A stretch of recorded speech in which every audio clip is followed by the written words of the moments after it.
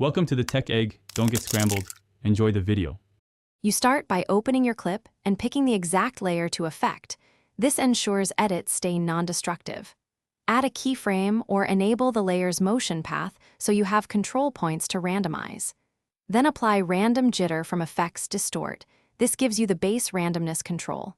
Once applied, scrub the timeline to preview immediate motion. You do this because establishing a keyframed anchor lets jitter modify movement predictably rather than breaking your entire animation.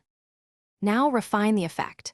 Tweak amount to set displacement strength, speed to control how fast the jitter changes, and seed to generate different random patterns. Use range or frequency settings to confine jitter to a segment or to smooth flicker. This prevents jitter from overwhelming your primary motion. If needed, add masked keyframes or animate opacity and scale alongside jitter so movement feels natural. You do this because layered animation gives weight and believability to randomized motion. Finish by previewing at full resolution and rendering short test clips to confirm timing and visual weight. If you see strobing, lower amount or enable spatial smoothing to reduce abrupt jumps.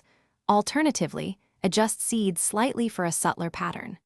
Once satisfied, lock the layer or bake keyframes to preserve the jitter effect during exports. If playback lags, render a lower quality preview. This isolates performance issues versus effect problems and helps you iterate faster. Thanks for watching. Consider subscribing if I helped unscramble your problems.